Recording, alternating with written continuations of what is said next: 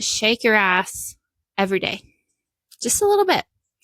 Put on a song, one song, at least once a day, and shake your ass and move your body and dance. And yeah, it doesn't matter. You can go to the gym, you can dance, you can shake your ass at a show, at a rave. I love to do that. It moves so much stress and trauma. And another way that you should be moving your body is get fucking strong. Welcome to Forest Fire Rising, the podcast for visionaries and mystics alike. Those who know we are all connected and aren't here for mediocrity, but know they can create anything they desire. A space devoted to helping you root back into your body, your rhythm, and the world around you to become the embodied version of yourself that is safe to receive, express, and blossom into who you always knew you were meant to be. I am your host, Shauna, a college graduate 9-to-5 employee turned creative entrepreneur, breaker of chains, and rhythmic teacher. I am here to guide those who are ready to get back into the flow of nature and flow of themselves. I am on this journey with you, and I am so excited to walk through it together. Welcome back to another episode of Forest Fire Rising. I'm so stoked that you are here. I'm just so stoked. I love talking to you guys. I'm starting to get so lit up every week. Each week that I do these episodes, it gets more and more fun. I get more and more excited about what I have to share, and the flow is just getting there, and I'm so excited. So if you guys are loving the show as much as I am, make sure that you are liking, commenting, subscribing, following, all the things, sharing with your friends. I would appreciate it so much. It really helps get the message out there, and that's what we're here for. We're here to spread the message of living in tune with nature, of health and wellness and wealth, and building something bigger than ourselves, of being earthy women and men and people that are here for something more. And we know that we need to be resourced. We know that we need to be regulated in order to make that change. So if you agree with that message, if you want to get it out to more people as well, you can do that by sharing the show. Today, I want to do a episode where I'm giving you guys some of my tips, my tips for how I stay energetic and well and motivated. And I thought I'd start with just like 5 things that are my wellness non-negotiables. And these are things that make such a difference in every area of my life. You know, wellness, holistic wellness is about so much more than just being physically well. And so these things bleed into every piece of my life. So I want to share them with you. So number 1, my wellness non-negotiable is limiting my screen time. And this is so big. And this is something that you probably know you need to do, but maybe you're not doing it. And it's really fucking hard, I get it, to get off your phone, because the phones are made to keep us scrolling, to keep us coming back for more and more dopamine, for more and more stimulation. But these constant stimulations and the blue light from our phone screens and being constantly reachable, it is messing with our biology, with our natural symptom or our natural cycles and rhythms. So in the morning, I know probably most people will check their phone right away. I know you're probably guilty of it, rolling over and grabbing your phone and looking at it right away. Don't do that. We should be seeing the sun outside first thing in the morning to tell our bodies that it is morning time. It is time to reset all our hormones. It is time to regulate what's going on. It is time to fire up that digestion and that brain. And it is time to have a great fucking day. Your phone is not going to give you that message, but the sun will. So Honestly, I tell people to just do what they can manage. Right now, I go out maybe sometimes not right away, sometimes a little after. Sometimes I'll bop around my apartment for a little bit, but and then go outside with a cup of hot lemon water, um, which is another thing that I do to get my digestion buzzing. That's not on my list, but hot lemon water in the morning gets your digestion going instead of just putting in a cold bowl of cereal or a cup of coffee, which is the worst. Please don't do that. Please eat before you have coffee. Um, but I go outside for about 10 minutes. Sometimes I read. You don't have to look at the sun. Please don't look right at the sun. Um, you should just get the sunshine in your eyes. If you're watching the sunrise, excuse me, just getting so excited about the sun right now that I can't talk. But if it's sunrise or sunset, those are the only two times a day that you can look at the sun. But if you're out after sunrise, which I, for the most part, I'm not getting up with the sunrise right now. Sometimes I do, and it feels really good. But realistically, I don't get up with the sunrise every day. So I just get outside. I get some sunshine in my eyes, tell my body that it is time to wake up, tell my body where we are in the world so that it can sync to the rhythms of where I'm at the time. And it's just so good. Like, even, if you travel, if you have jet lag, one of the main things that you should do to get on the new schedule or get on your schedule when you get home is to watch the sunrise and sunset, because that is going to tell your body what time it is. It's going to tell your body to start raising cortisol. We want a cortisol spike right after we wake up. But it's so good. So do not look at your phone first thing. Yeah, I wait an hour, sometimes two, before I look at my phone. There's nothing on there that is more urgent than waking my body up in a peaceful and nourishing way. Absolutely nothing. Not a notification, not a person, not a news article, not a brain rot post, nothing. And then before I go to bed, I usually do at least an hour, but I try to do two. I try to get off my phone by 10 p.m. and I am usually sleeping by 11:30. So I'll put my phone away. I don't even sleep with it next to me. I turn it off. I turn it on airplane mode and plug it in the kitchen, not even in my room. So that makes it so much easier, because how hard is it to stay off your phone at night if you can't sleep, if your thoughts are racing? And the more and more that you stay off your phone and practice these tips, the easier it is. Your brain will quiet down easier. The more that you align your circadian rhythm, your body will be tired. So, and with the phone, it's so easy to scroll and scroll and scroll and consume and consume and consume. And I believe that we as human beings, part of nature, should be creating more than we're consuming.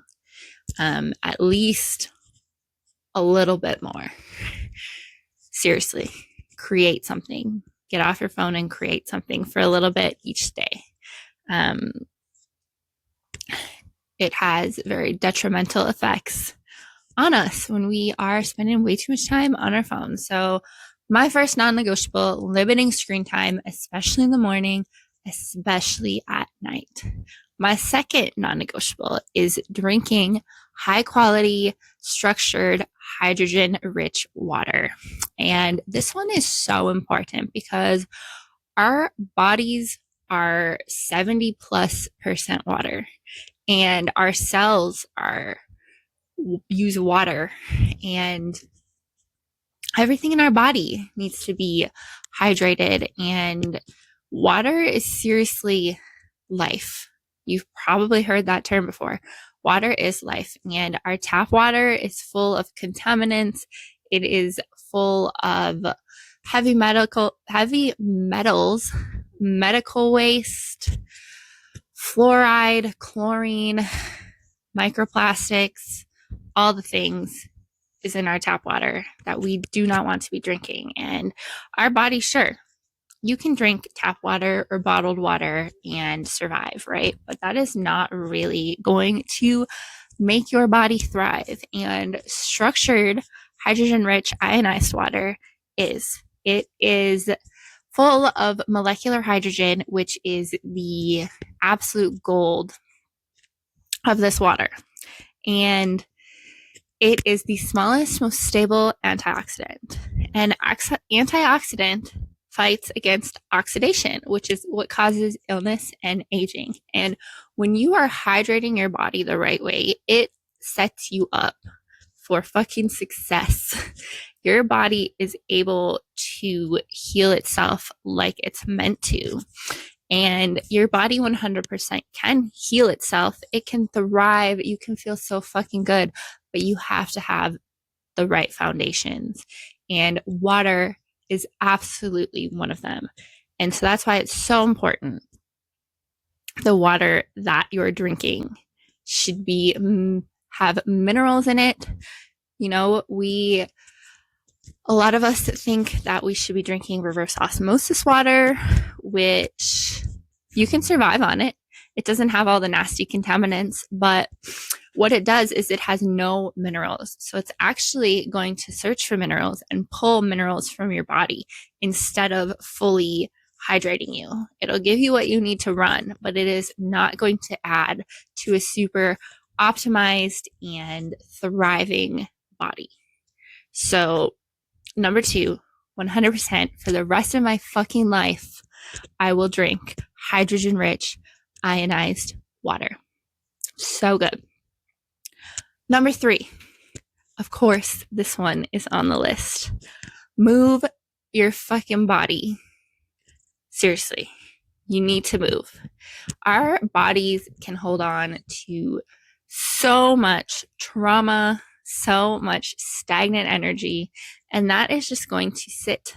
It is going to stay with you and cause illness and stress and tension if you do not move it. And you need to be shaking your hips every day, especially if you're a woman. We store so much stress in our hips from years and years and decades and centuries of trauma and oppression and dimming our feminine light and magic and being conditioned that we should stay small. That right there, it causes us to hold on to so much stress and tension. So shake your ass every day, just a little bit. Put on a song, one song, at least once a day, and shake your ass and move your body and dance. And yeah, it doesn't matter. You can go to the gym, you can dance, you can shake your ass at a show, at a rave. I love to do that. It moves so much stress and trauma. And another way that you should be moving your body is get fucking strong. Resistance training. That is going to do you so much good. And I am so grateful. I'm only 28, but I am so grateful that I started getting strong and taking care of my body and growing muscle early, because you want to have muscle on your body as you age. It's what keeps your bones strong. It's what keeps your body mobile. It's what keeps your spine strong. It's what keeps your body able to support you, and it keeps your metabolism running super duper good. You know, the more muscle you have, the better your metabolism is going to be sustainably. You know, you will be able to sustain health and a body that you love and a body that works, a body that feels good, a body that can move for you.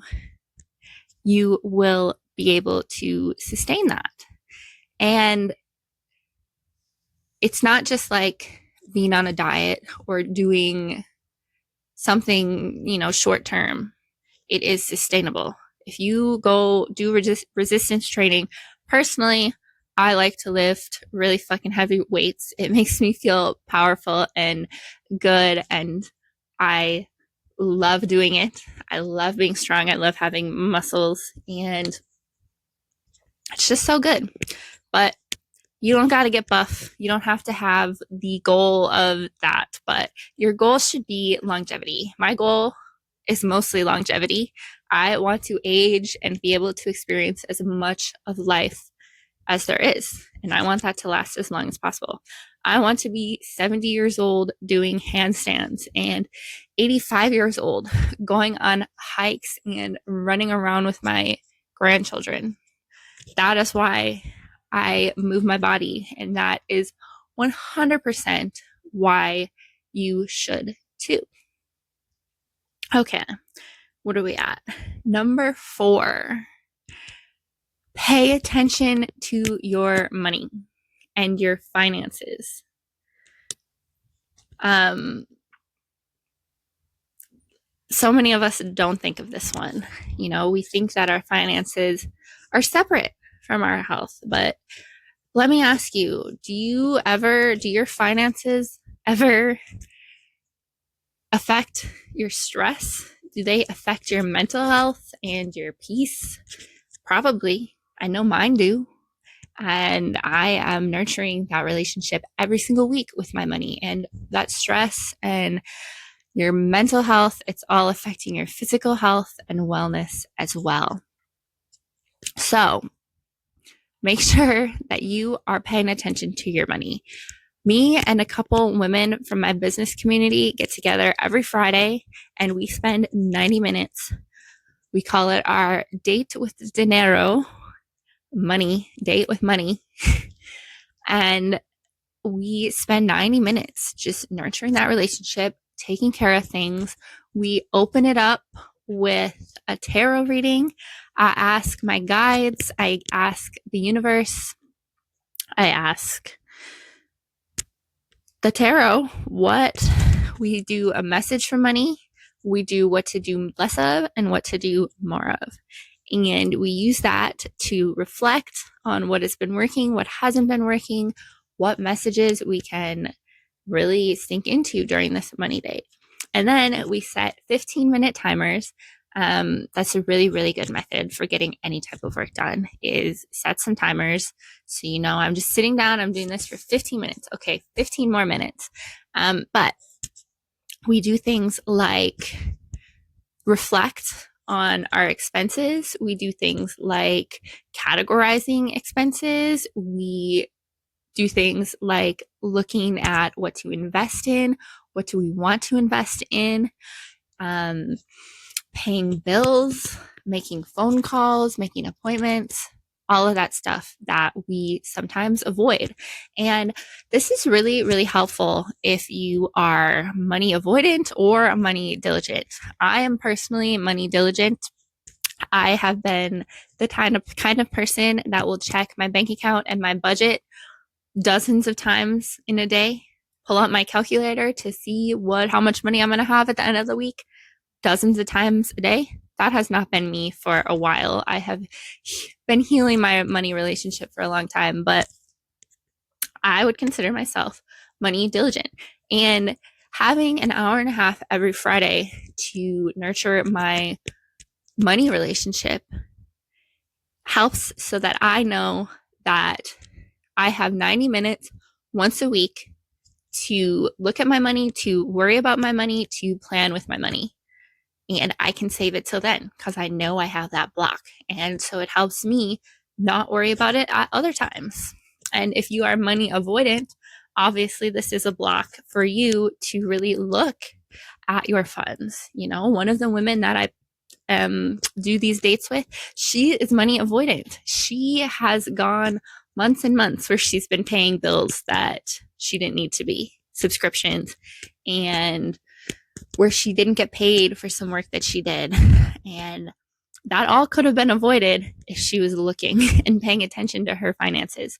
So this is such a helpful and such a big part of wellness. You know, Like, we don't even think about it, but it is so important. And it allows us to grow in our finances, to grow in our skills around money, to grow our mindsets, and have just so much more peace in our body and in our nervous systems. And number 5, get the fuck outside. I go outside almost every day, especially in the summer. In the winter, I still try to pop out there for at least 5 minutes. Like I was saying, this will circle a little bit back to what I was saying about the circadian rhythm earlier, but even if it's wintertime, I still try to pop outside for 5 minutes in the morning and just really merge with nature. Nature has so much to teach us. Nature is where we come from. We as human beings, as spiritual beings, we are part of nature. We are one with nature. We are connected with Mama Earth and the rivers and the streams. So get outside. The earth has so much healing to give us, and we can actually absorb ions from the earth, and the earth will balance positive ions in our body by giving us negative ions or pulling the excess ions out of us. Like, it will balance. On all you have to do is just put your feet on the ground for 5 minutes, do some grounding, do some earthing. And this sounds made up, but it is so fucking real. Just putting your feet on the ground helps you immediately just feel so good, and it does so much for your body. And I just, so underrated. Such an underrated thing to be doing is grounding. Like, just get outside, get some sunshine on your skin. Get not too much so where you burn. You definitely want to be diligent about that, but we need sun on our skin every day without sunscreen.